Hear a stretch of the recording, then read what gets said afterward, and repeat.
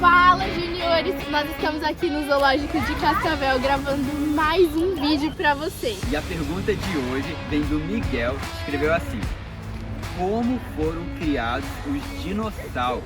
E aí ele explica que cientistas falam que os dinossauros existiram há pelo menos 25 milhões de anos e a religião judeia fala que o livro Gênesis foi há 3.255 anos atrás. E aí como que a gente entende essas duas coisas juntas? Então hoje a gente vai numa viagem pelo tempo para voltar para o início de tudo, de como o mundo começou, e você vai descobrir que a ciência e a fé andam juntas. Mas antes de respondermos essa pergunta, nós precisamos entender alguns conceitos fundamentais.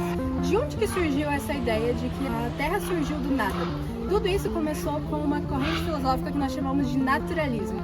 O naturalismo acredita de que o mundo e tudo aquilo que nós estamos vendo surgiu do nada. Ele é a crença de que tudo aquilo que nós vemos da natureza foi criado pelo acaso.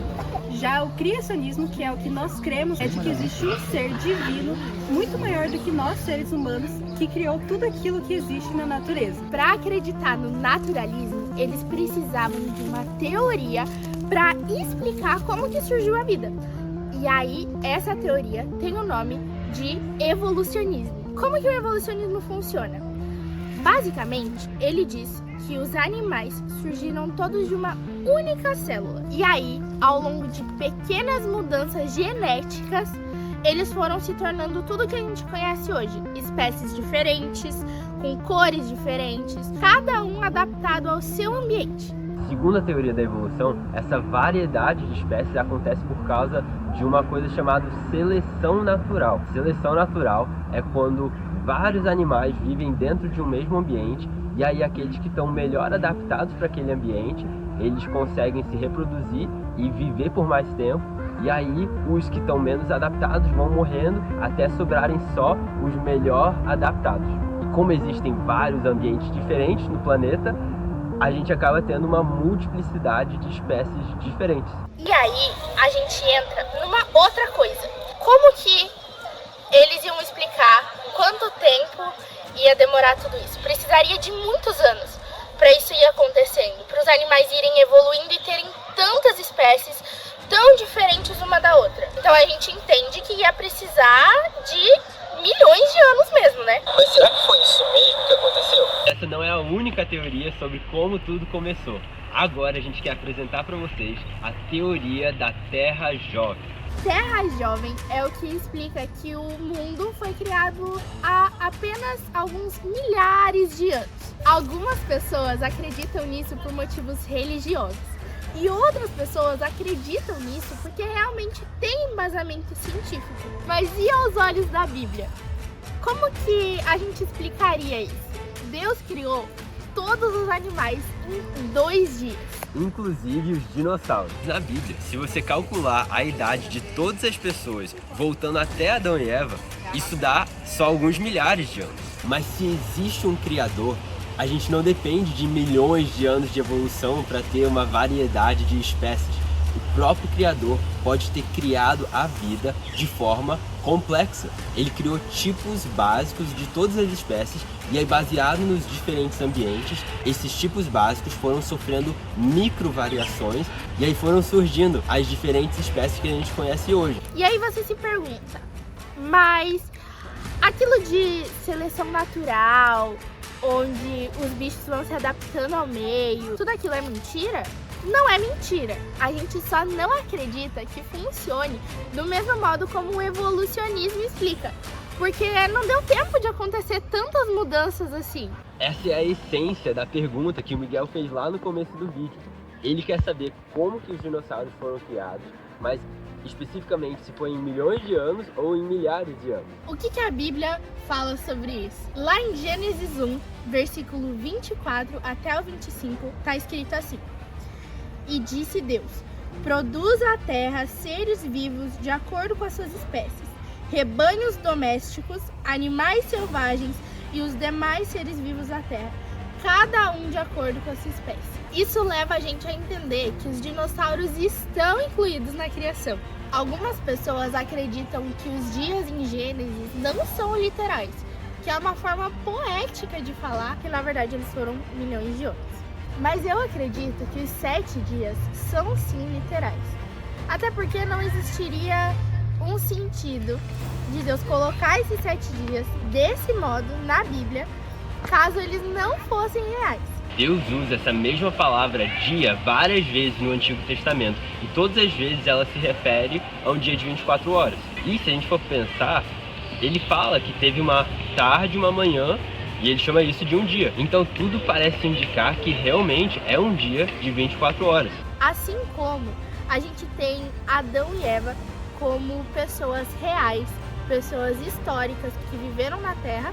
E a Bíblia fala sobre isso em Romanos 5, quando ela compara Adão com Jesus. Inclusive, em Romanos 5, a Bíblia fala que a morte entrou no mundo por meio de um só homem, se referindo a Adão. E se a morte começou com Adão, como que seria possível as espécies evoluírem ao longo de milhões de anos se elas não morressem? Para que a evolução fosse possível, seria necessário que houvesse morte antes do pecado. E isso vai contra aquilo que a Bíblia ensina, que a morte é uma consequência do pecado. A morte só começou depois do pecado.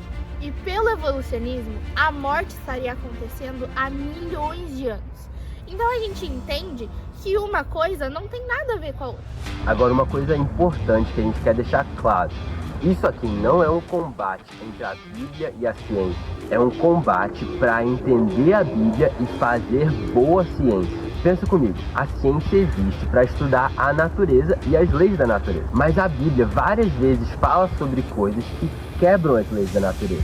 Ela fala que existem coisas acima da natureza, coisas sobrenaturais. Por isso, a ciência não tem como estudar os milagres que a Bíblia descreve. Ela só consegue estudar os efeitos do sobrenatural sobre o natural. Por outro lado, existem coisas que a ciência revela que a Bíblia não fala nada a respeito. A Bíblia não fala sobre a lei da gravidade, sobre viagem espacial, sobre bomba nuclear, mas naquilo que a Bíblia e a ciência falam, elas vão concordar, porque a ciência bem feita e a Bíblia corretamente interpretada nunca entram em contradição. E por que nós acreditamos no criacionismo? Primeiro, nós pautamos a nossa fé na Bíblia, na Palavra de Deus. Então, tudo aquilo que está escrito em Gênesis, nós acreditamos com toda certeza. Mas uma das evidências científicas que nós temos é uma grandeza física chamada entropia. A entropia é uma lei física que diz que todos os sistemas tendem à desordem. Imagina, por exemplo, um carro na garagem. Mesmo que ninguém mexa nele, a tendência é que ele vai enferrujando, vai ficando velho. Você nunca vai pegar um carro velho, colocar na garagem e 20 anos depois encontrar ele novo. Isso não acontece. Por quê? Porque existe a lei da entropia. Então tudo flui de acordo, seguindo esse princípio da entropia e caminha para a desordem. Ou seja, o universo vem se desorganizando ao longo do tempo. Então, se a gente voltar no tempo, a gente vai encontrar um universo organizado, complexo, completo. Então, o universo começou organizado e foi se desorganizando ao longo do tempo. As pessoas que defendem o Big Bang, elas dizem que no começo o universo era um único ponto, uma singularidade, onde as leis físicas não se aplicavam, de forma que uma das teorias mais populares do naturalismo atual diz que essa singularidade conseguiu se organizar por causa de mudanças nas leis naturais. Mas a gente tem uma outra palavra para isso, se chama milagre. Ou seja, as próprias pessoas que defendem o Big Bang dizem que seria impossível dele acontecer a não ser que fosse um milagre. Então nós baseamos a nossa fé de que existe alguém que conseguiu extrapolar as leis físicas que nós conhecemos e que criou tudo isso. Essa é a base do criacionismo. E agora a gente quer apresentar para vocês algumas evidências científicas que apontam para a Terra jovem. A primeira evidência vem da Lua. A gente sabe que a Lua está se afastando da Terra alguns centímetros todo ano.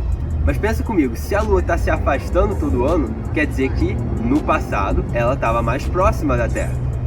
E se a Terra tivesse milhões de anos, a gente calcula a distância que a Lua estaria na Terra, e na verdade ela estaria dentro da Terra, não seria impossível. Ou seja, significa que isso só pode estar acontecendo há alguns milhares de anos. Segunda evidência são os fósseis. Algumas pessoas acham que os fósseis provam a evolução, mas pelo contrário, o que a gente vê nos fósseis é um registro da vida que existiu no passado. E o que mais chama atenção é o que a gente não encontra nos fósseis. Se a evolução fosse verdade, o que a gente esperaria encontrar seriam vários seres intermediários. E o problema é que nós não encontramos esses elos perdidos. E a terceira evidência é a atmosfera primitiva. Em 1953, dois cientistas chamados Miller e Urey fizeram um experimento para tentar criar vida. Eles pegaram um tubo de ensaio e encheram de vários gases que eram para simular a atmosfera primitiva da Terra que eles imaginavam. E aí começaram a dar vários choques elétricos nesse tubo de ensaio e o resultado foi que eles formaram aminoácidos. Os aminoácidos são os tijolinhos que vão formar as proteínas. E as proteínas podem ser consideradas a base do que todos os organismos são formados. Mas teve um problema. A atmosfera que Miller e Urey usaram estava errada. As pessoas descobriram que essa atmosfera nunca teria sido a atmosfera da Terra primitiva. E aí quando tentou repetir o experimento usando a atmosfera correta, não deu certo, não formou aminoácido nenhum. E mesmo que tivesse formado aminoácidos, ele nunca mostrou como que esses aminoácidos iriam se juntar para formar proteína. Mesmo que a gente pegasse uma célula completa e estourasse ela, deixasse vazar todo o conteúdo dela, não existe nenhum método científico até hoje que a gente consiga juntar tudo de novo, nem se a gente quisesse. Então imagina isso acontecer ao acaso. Existem algumas pessoas que acreditam no criacionismo e ao mesmo tempo misturam elementos do Big Bang, da evolução, falando que Deus conduziu esses processos. E um dos objetivos desse vídeo foi mostrar que também existem evidências a favor do criacionismo, a favor da Terra jovem. Só que essas evidências são menos divulgadas. Aí você pode falar, mas espera aí, prof, isso significa que os dinossauros e os seres humanos viveram juntos? Que é isso mesmo, segundo a teoria da Terra jovem, os seres humanos e os dinossauros foram criados próximos uns aos outros, de forma que eles coexistiram na Terra. E se a gente parar para pensar sobre os relatos antigos que a gente tem, isso não é tão inimaginável assim. Por exemplo, existem várias lendas antigas sobre dragões e grandes serpentes, de onde eles teriam tirado essa ideia. Inclusive no próprio livro de Jó, a gente tem descrições muito estranhas. Em Jó capítulo 40, Deus fala sobre uma criatura que ele chama de Behemoth. E ele fala que a força dele está nos seus lombos, e ele endurece sua cauda como cedro, e os seus ossos são como os tubos de bronze. E algumas pessoas já sugeriram que isso aqui seria um rinoceronte, mas pensa, gente, que rinoceronte que tem uma cauda que endurece como cedro? Cedro é uma árvore grande, imagina uma cauda grande, isso te lembra alguma coisa? E aí logo em seguida, Deus vai descrever outro animal chamado Leviatã. Jó 41 fala assim: não me calarei a respeito das pernas do Leviatã, nem de sua grande força, nem da graça da sua compostura. Quem poderá tirar a capa do seu dorso, ou lhe penetrará a dupla couraça? As fileiras de suas escamas são o seu orgulho, cada uma bem encostada como por um selo que as ajusta. Cada um dos seus espirros faz resplandecer a luz, da sua boca saem tochas, faíscas de fogo saltam dela. Ou seja, existem mais coisas sobre o mundo do que nós conhecemos, e nós devemos reconhecer que Deus sabe melhor do que nós. Então a gente vai confiar nele e ao mesmo tempo explorar o mundo e ter curiosidade e estudar para que a gente possa descobrir com Deus as maravilhas que ele preparou para nós. E a gente quer encorajar quem tiver curiosidade sobre esse assunto que converse com seus pais, converse com os profs para você conhecer mais. Existem bons cientistas que trabalham com isso. Por exemplo, eu recomendo Adalto Lorenzo. É um cientista que me inspira e ele me formou no meu pensamento sobre as origens. E esse foi o Caixa Verde dessa semana. Se você tem mais alguma pergunta, não esqueça de escrever ela e colocar lá na Caixa Verde no domingo no Connect. Mas você pode criar um relacionamento com o próprio criador. Coloque suas perguntas para ele, que ele vai te responder. Isso aí, galera. E a gente se vê aqui na semana que vem. Até. Tchau. Tchau, tchau.